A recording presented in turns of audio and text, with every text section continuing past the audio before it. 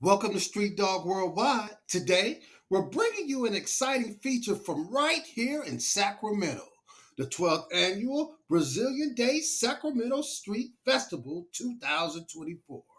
This incredible event took place on Saturday, September 21st from 1 p.m. to 6 p.m. And let me tell you, it was something you didn't want to miss. Street Dog Worldwide is about to take you to the Oak Park area of Sacramento, California, where the Sacramento Brazilian Festival brought the energy, dance, music, and culture on full display. Catch all the highlights right here. We're bringing you an exciting feature from right here in Sacramento, California, the 12th Annual Brazilian Day Sacramento Street Festival 2024. This incredible event took place on Saturday, September 21st from 1 p.m. to 6 p.m. And let me tell you, it was something that you shouldn't have missed. But before we dive into the music, the food, and the electrifying dance performances, we're going to take a moment to appreciate the Oak Park neighborhood, the historic area that hosted this vibrant celebration of Brazilian arts and culture. Oak Park's history stretches back over a century, and it's seen its share of transformation over the years. From being one of Sacramento's first suburbs to becoming a cultural and artistic hub today, Oak Park is a story of resilience, community, and yes, gentrification.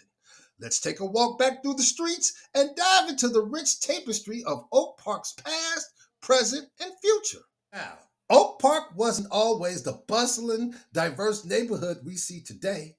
Back in the late 1880s, this was Sacramento's very first suburb. It was designed as a residential community for working class families just outside the city center.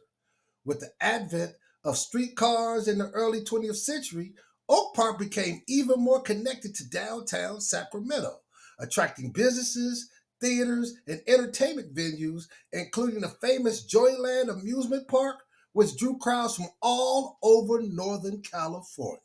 But like many urban neighborhoods, Oak Park experienced some tough times. In the 1960s and 70s, the area was heavily impacted by the construction of the I-90 freeway, which cut through the heart of the community and caused businesses to close and residents to move away. This led to a period of decline with rising crime rates, disinvestment, and a lack of opportunities for those who stayed. In recent years, Oak Park has undergone what many call gentrification. Now, gentrification can be a double-edged sword. On one hand, it has brought new development, investment, and economic opportunities back into the neighborhood. On the other hand, longtime residents, especially low-income families, have felt the pressure of rising rents and property values, pushing some out of the area they've called home for generations. The revival of Oak Park started in the early 2000s as developers and city planners recognized the cultural potential of the area. Artists, entrepreneurs, and local businesses began to move in, restoring many of the historic buildings and turning Oak Park into a hub for the arts and community-driven enterprise. But as new faces arrived, the fear of displacement grew among long-standing residents. So, while Oak Park is thriving today with coffee shops, restaurants, and galleries, the community continues to wrestle with the challenges of maintaining its original cultural fabric in the face of modern redevelopment. Today, Oak Park is a blend of old and new. It's a neighborhood where history meets progress, a place where artists, families, and businesses come together to celebrate the area's diversity. You can feel that spirit alive here at the Brazilian Day Sacramento Street Festival, which brings together people from all walks of life for an unforgettable day of music, dance, and culture. All right, let's talk about the festival itself.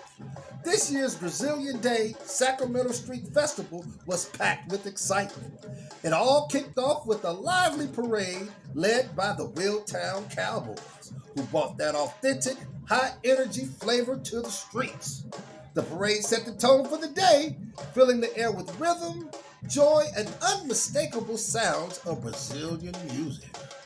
We spoke with a couple of representatives of the Willtown Cowboys. Let's hear what they have to say about their organization.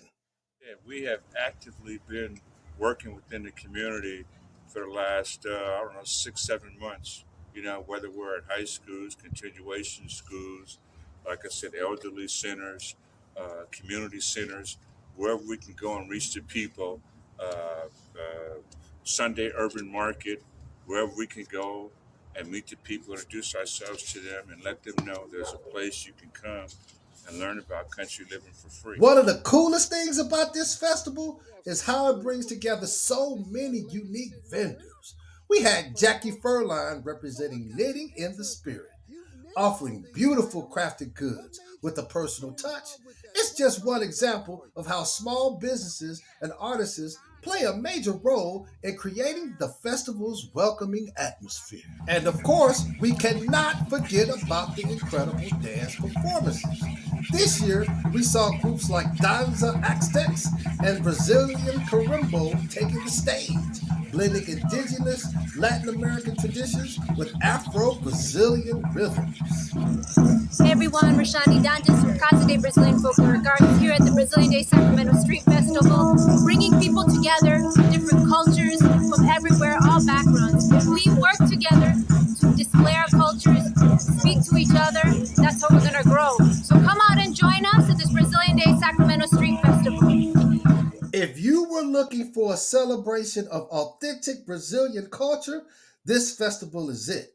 Whether it's the food, the music, or the art, every detail is designed to bring you closer to the heart of Brazil. As we explored the festival, we took a moment to check out some of the local Oak Park businesses. We popped into Underground Books, a beloved community bookstore that's been a cultural staple in the neighborhood for years. It's more than just a bookstore, it's a place that fosters education, literacy, and community conversation. And after all that walking, we were ready to eat. So we headed over to Fixin's, a soul food spot that's earned a reputation for serving some of the best comfort food in the city. If you're in Sacramento and you haven't had lunch here, you're missing out. The energy at this year's festival was amazing. What really stood out to me was the diverse crowd. People from all backgrounds and cultures coming together to enjoy the day. This festival celebrates not just Brazilian culture, but the idea of community, unity, and the beauty of multiculturalism. It was the perfect reflection of what Oak Park has become, a place where everyone is welcome.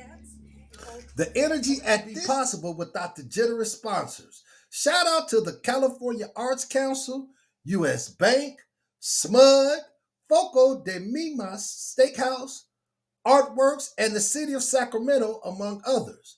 Their support allowed this event to be free for everyone, making it accessible to the whole community.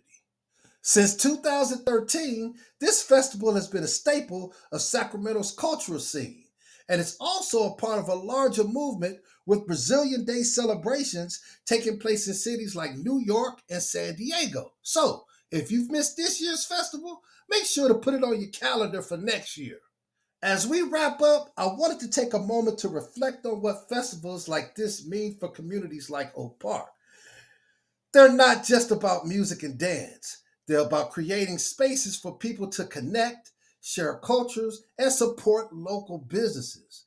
They also serve as a reminder of how far this neighborhood has come and how much potential it still has. Oak Park has always been a place of resilience, creativity, and community spirit, and events like the Brazilian Day Sacramento Street Festival help to keep that spirit alive. Thanks for joining us on this journey through Oak Park and the Brazilian Day Festival. Be sure to stay tuned to Street Dog Worldwide for more adventures, and remember, live, love, laugh, listen, and learn. Take things one bite, one bark, one bone at a time. We'll catch you on the next bone.